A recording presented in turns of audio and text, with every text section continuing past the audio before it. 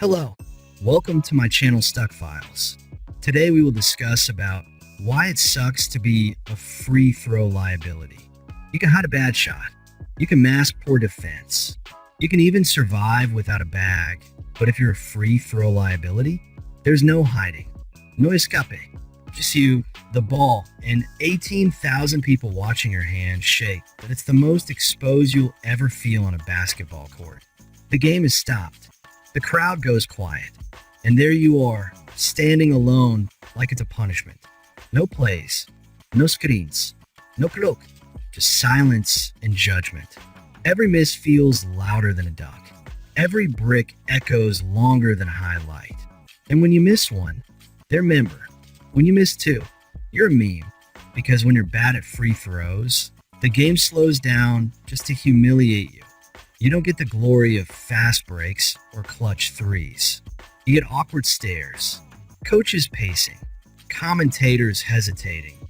You feel it, that unspoken phrase no one says out loud. He's a liability. Welcome to the most lonely, thankless role in basketball, being the guy who can't hit free throws. Section 1. Everything stops for you. Most players dream of stopping time, but for you, it's a nightmare. Because when you're a free throw liability, every trip to the line feels like an interrogation. The ball hits your hands, the ref steps away, and everything just stops. No movement, no teammates cutting, no defense pressing, no rhythm to ride. You're just out there, exposed, naked, every insecurity in your shot laid bare. And it's not just the pressure, it's the silence. The kind that lets your thoughts creep in. Don't short arm it. Don't miss again. Everyone's watching. You try to breathe, but the air feels thick. The basket looks smaller than ever. And the crowd? They know. They feel your fear. You're no longer a basketball player. You're a performer in a moment you didn't ask for. You look at the rim. You bounce the ball.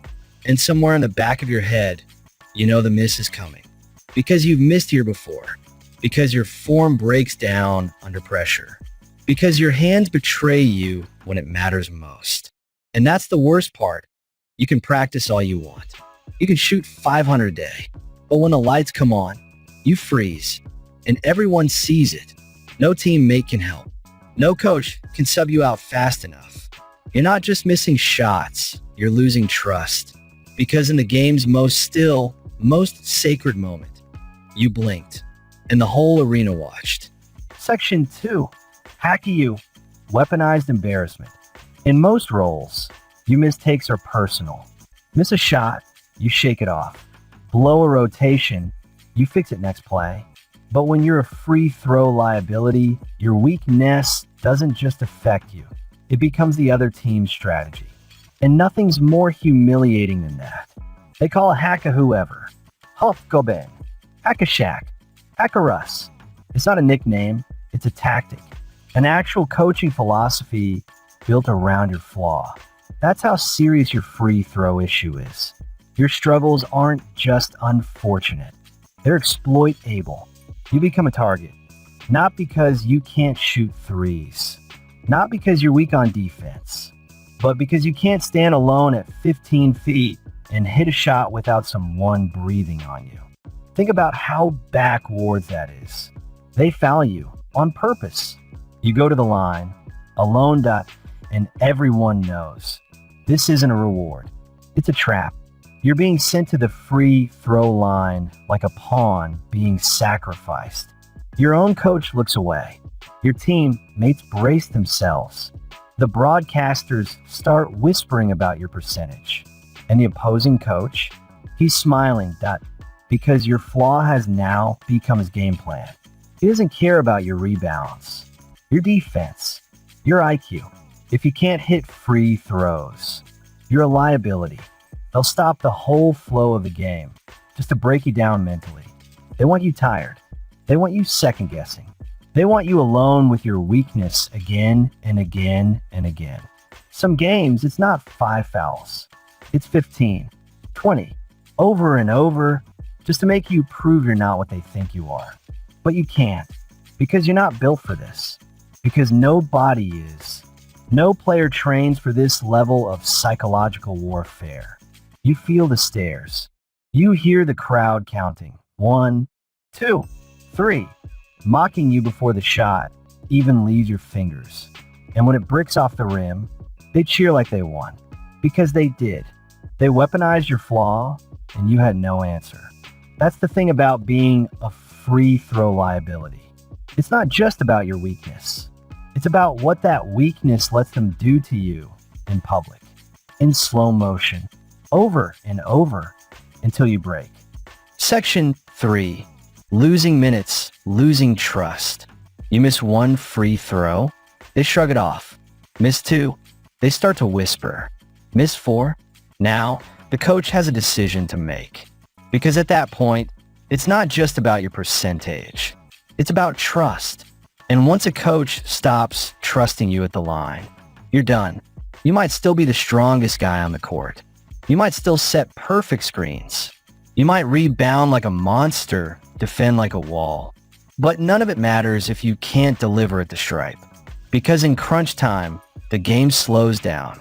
And when the whistle blows and it's your name on the foul, the coach looks down the bench and your heart sinks. You already know what's coming. That walk back to the sideline, that awkward slap of hands as a sub checks in. The coach doesn't have to explain. You're not being punished. You're being protected from yourself, from a scoreboard, from a humiliation. And in those moments, it's clear you're not just losing playing time. You're losing belief from everyone. Your teammates won't say it, but you feel it. They hesitate to pass it to you late in games. They cut harder when you catch near the rim to draw the foul before you can go up. They don't mean it maliciously. They're just trying to win, and you're not helping. You become a ghost in the offense, open and untouched, cutting and ignored. Set a screen, they slip instead, and it bleeds into everything. Your rhythm, your motor, your confidence. You get timid. You pass up looks. You start faking drives just to avoid contact. You stop being you. That's how free throw liability works.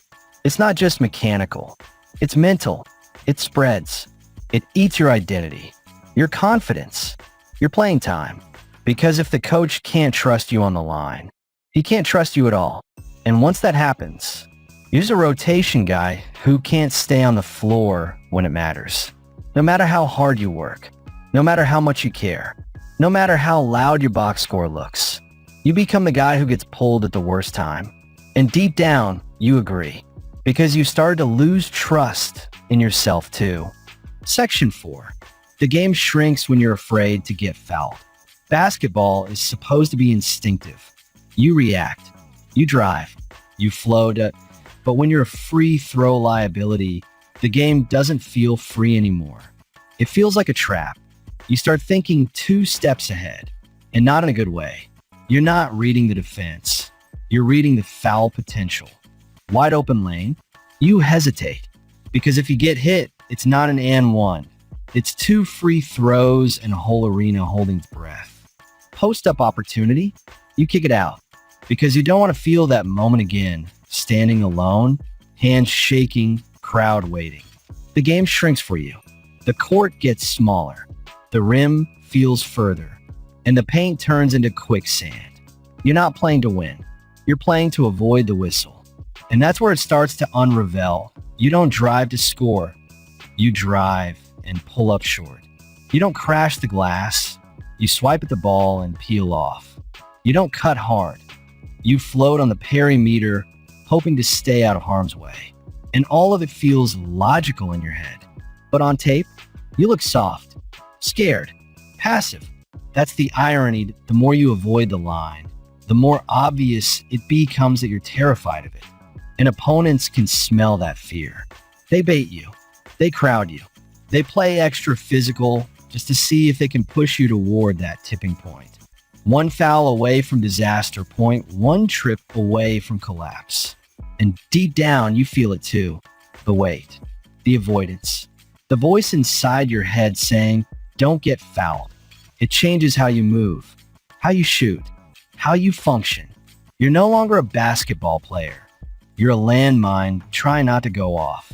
And it shows. Your numbers dip, your confidence fades, and the coaches start planning around your fear. They run plays away from you. They bench you early. They close with someone else. Because when the game is on the line, the last thing they want is for you to be. Section 5. Practice can't fix the fear. The worst part about being a free throw liability is not that you don't care. It's that you care too much. People think you're lazy. They think you just never practiced, that you skipped reps, that you didn't put in the work. But that couldn't be further from the truth. You shot thousands, tens of thousands. You've been in the gym for hours, alone, drilling nothing but free throws. You've changed your form, your routine, your breathing, your follow-through. You've done everything the shooting coaches told you, everything the sports psychologists suggested. And in practice, your money. 85% easy, every time. But in a game, your hands start sweating, your legs tighten, your brain speeds up while your arms slow down. And that muscle memory you built, gone. Because this isn't about form, it's about fear. No trainer can fix that. No drill can simulate the silence.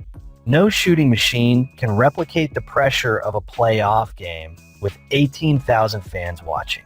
And that's what makes this role so cruel. Everyone thinks it's easy. It's just a free throw. No one's guarding you. You're a professional athlete.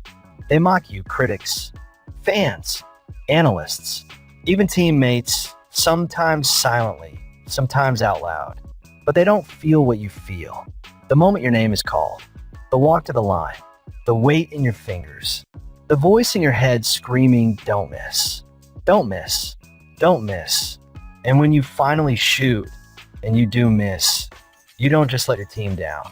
You confirm everything people already believed about you. And that hurts more than the miss itself, because deep down, you've done the work. You've earned your spot. You love this game. But it doesn't matter, because when you're bad at free throws, it becomes your entire identity. No one talks about your screens, your blocks, your hustle, just those 2 bricks in the fourth quarter. And the saddest part, you can't even blame them. Because in a league of killers, you blinked. And remember, as we deeply discussed everything in all 5 sections. So now you know the line that defines you. In a game filled with movement, speed, violence, and chaos, it's the quietest moment that decides your legacy. Just you, the ball, a rim, and every ounce of pressure sitting heavy in your chest. That's the paradox of the free throw. It's the simplest part of the game, and the hardest for those who can't handle it. You could be elite in every other area. Lock down defenders, crash the glass, change games. But if you miss when it's still, when it's quiet, when the crowd holds its breath and the scoreboard freezes, that's what they'll remember. They won't replay the block that saved a quarter. They won't break down the screen that freed up the shooter. They won't mention the rotations you made on defense. They'll say, he missed 2 when it mattered. And that label sticks. Free throw liability. Hackbait. Choke artist. Even when it's unfair. Even when you've done everything else right. Because in this game, where highlights rule, where percentages are gospel, and where perception becomes reality, your weakness defines you faster than your strengths ever will. And it's not just the fans, it's the coaches, the front offices, the media, your own teammates. They stop trusting you. They stop calling your number. They stop seeing you the way they used to. And after a while, you stop seeing yourself that way too.